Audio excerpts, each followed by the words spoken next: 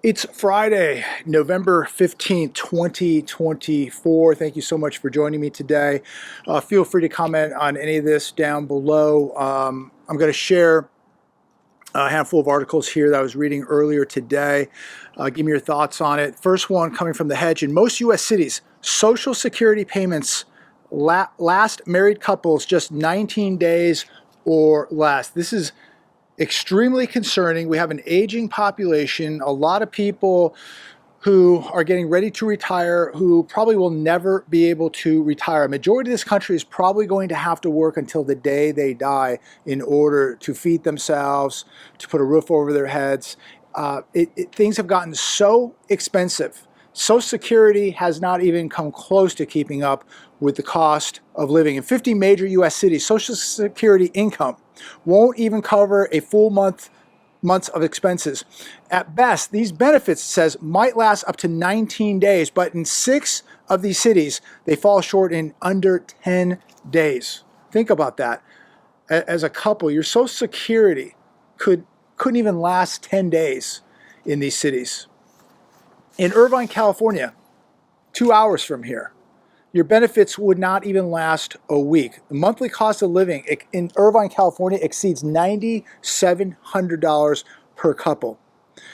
So I believe we're going to see continued financial challenges for people who are facing retirement. And look, people who are not even near retirement are facing financial challenges just to make it from paycheck to paycheck. But think about people who are getting ready to retire or who are retired. They're on a fixed income right now. They're in big trouble. They've been in big trouble. I don't know how they're doing it. The cost of everything continues to go up, and it's getting tougher anywhere you look in the United States of America to live. Yeah, you could say, well, don't live in those 50 cities. Go live somewhere else. Where are you going to live? You're still going to be struggling, because everywhere across the United States, it's gotten more expensive. Why? Well, insurance has gone up. Food has gone up, not just in major cities. Look, we traveled in multiple states last month, and the cost of everything went up in every state that we went through. I didn't see, yeah, sure, it's cheaper to live in certain states, of course, but those states have gotten much more expensive than what they cost 4 or 5, 6, 7 years ago. So everywhere you go, the prices of literally everything have gone up, and if you're on Social Security, you're going to struggle. You're probably not going to be able to retire. And the majority of this country is not going to be able to retire. They're going to have to work until the day they die. So be ready for that. It's going to get much tougher to find a place that you can retire on just Social Security. And people might brag that they have pensions. I hope that your pensions are in existence 10 years from now. I know that there's a lot of optimism out there. There's a lot of good news. There's a lot of good things happening right now. But I think we got to be very, very cautious because nothing's happened yet. It's a lot of talk. And again, I'm optimistic, and I think we're going to see some incredible changes. But the damage that has been done for decades in this country, the debts, the deficits, the weaponization of the U.S. dollar. By the way, we just hit $36 trillion of national debt today. $36 trillion of national debt today. This cannot be fixed in a year. It's not going to be fixed in 2 or 3 or 4 years.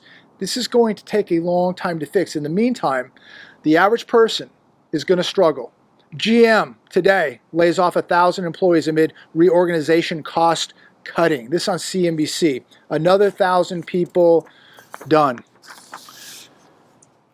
Christmas tree firs are dying from severe drought in Northeast, fueling higher Christmas tree cost and shortages. This is in the New York Post today. Some farmers have lost 25% of this year's crop. Expect shortages, ladies and gentlemen. Expect prices of Christmas trees to be way up this year. And they were way up last year. Last year, I did a video on the price of Christmas trees. It was shocking. I went to Home Depot, went to Lowe's. They couldn't give these things away. The tree lots were piled high. Nobody was buying them. Last year's prices spiked 15% nationally, according to Forbes. In the Big Apple, New York, a 10-foot fir soared to $550 in December of 2023. That is up from $350 the year before. What is a tree like that going to cost this year? It's going to be a lot of money. I saw some trees that were over $1,000. So it is going to be a very, very expensive Christmas. And we're going to probably be told that more people are going to be out shopping, running up their credit cards, buying Christmas trees. But if it's anything like last year where the Christmas tree lots had piles and piles of Christmas trees, they didn't want to cut prices. They wanted $100, $150 for a little tree, and people just weren't paying it. And apparently, if you want a 10-foot tree, you're going to be looking at, $550. This year, they're going to be much, much more. So will you buy a tree this Christmas? Many of you may have an artificial tree. Comment down below. Let me know. Are you going to go out and buy a Christmas tree this year? Would you pay $550 for a Christmas tree? I mean, I guess if you have the money, it's not a big deal. Why not? But how many people right now have $550 to go out and buy a 10-foot Christmas tree when half the country doesn't even have $400 in savings put away? These numbers are astonishing. Here's another one that I found interesting today. This on the Hedge. Smithfield hit with fine for employing children at Minnesota meat factory. The Chinese-owned Smithfield, the meat processing giant, has been fined $2 million to resolve a child labor compliance dispute with the Minnesota Department of Labor and Industry. It's amazing that one of the biggest meat processing plants in America is Chinese-owned. An investigation found 16 children between the age of 14 and 17 worked at Smithfield's St. James plant, Minnesota. What do you think about this? I do not touch Smithfield. I know that they make cold meat, they sell beef, they sell ribs, pork, all that. I don't support companies like this. Another reason I don't support Smithfield is I've seen multiple videos where they were extremely, extremely abusive to their animals. And I will not tolerate that one bit. I believe that, if you're going to eat meat or pork, that animal should have a good life, should be on a farm eating well, not stressed out, not in a pen. This is why I sacrifice in some areas so I can buy better quality beef and pork, where I know where it's coming from, that it's not being abused, not being stressed out, and that it's being euthanized in a very, very respectful manner. These people at Smithfield, and I'm not saying they're all bad, but from the videos that I saw in the past, I would never, ever. First off, this food is loaded with chemicals and drugs, not good for you, in my opinion. But some of the videos I've seen in the past at Smithfield, how abusive they were to their animals, I would never, ever give them a penny of my money. And so, certain areas of my life, I make sacrifices so, I can buy better meat, better pork, and knowing where it comes from. Smithfield, again, Chinese owned. They are a meat processing giant right here in America. And again, I question, why is it allowed that a country like China can own a giant meat processing plant in America and buy pork farms, cattle farms, agricultural farms right here in America? Why is this even allowed? I have no idea. Please comment down below. I don't do business with them. You can do business with them. I certainly don't. And again, I don't like seeing animals abused. I eat meat, I eat pork, but one thing I don't believe in is torturing an animal before you eat it. Completely demonic, in my opinion. Jerome Powell cannot address stagflation. This also on the Hedge. Remember when Jerome Powell was asked about stagflation? How are they going to avoid stagflation? He couldn't answer it. And I thought that was very, very interesting. Basically, he's going to avoid it by not talking about it. Peter Schiff, in this article, made some interesting comments. He says the problem was we didn't have a strong economy. It's just some bullet points on the article right here. So the problem was we didn't have a strong economy. We had a bubble economy. We had a fragile economy. Presidents have been taking credit for the fake economic growth that has been a consequence of this ever-expanding bubble. He also goes on to say the time to load up on U.S. equities is when the bubble pops, when there's blood in the streets. The time to load up the boat is not when stocks are historically expensive, which a lot of people are doing right now. Not Warren Buffett, not Berkshire Hathaway. They're getting out. A lot of these billionaires are getting out, and they will be right back in as soon as there's blood in the streets, without a doubt. When they will load up the boat when the sales hit, and they know that these things are completely overvalued, overpriced, and that we are in a massive bubble right now. And now, look, we're seeing a pullback in the last few days in the stock market. Maybe the honeymoon phase, the Trump honeymoon phase, may be over right now. The market is certainly not happy with Powell. What he had just come out and said that things might get a little bumpy. Maybe now we may not see that December rate cut. I don't know, but the markets didn't like that. But again, all these presidents have taken so much credit for the fake economic growth that has been a consequence of the ever-expanding bubble. The 0% interest rates, all the money printing, all the QE, all that nonsense. And now we really have a concern, and it's called stagflation. King World News: interest rates around the world are rising, and it is impacting global markets. Look, there's a lot of global debt out there. What is it, about $330 trillion, as we just break $36 trillion of national debt today. Home purchases right here in the United States of America are at 30-year lows. Refis are at record lows. 10-year bond yield today really began to creep back up, and then it pulled back. Maybe the Fed got in there and started buying bonds. As I make this video, it's sitting at about 4.44%. The 30-year fixed mortgage rate at bankrate.com was 6.91%. We are right on the cusp of 7% again. Many people right now are paying over 7% to buy a home, and this is why we're seeing home sales at 30-year lows. You're witnessing a housing collapse, a commercial real estate market that is apocalyptic at this point, a complete disaster. So look, hopefully the stock market goes up forever, but it's being done so at the cost of the U.S. economy, at the cost of the middle class, at the cost of the poor. It's unbelievable that people actually believe everything is okay because the stock market is going up. They believe that there is a connection between the U.S. economy and the stock market. They are completely disconnected. You must realize that. And ask yourself, stock market all-time highs, is your life better? Is your standard of living at an all-time high? Are you making more money than ever before? Are you seeing more purchasing power than ever before? The answer is probably no, but the stock market is at an all-time high. Is it benefiting you? Probably not. It's benefiting the top 10%, not you. Another article today: setting up a crash? ? Federal Reserve pulls more than half of credit available through Bank Term Funding Program, BTFP. The Federal Reserve pulled $30 billion of available credit from its Bank Term Financing Program, known as BTFP. And people are saying that this is now going to cause a lack of liquidity for banks, and this could cause a crash.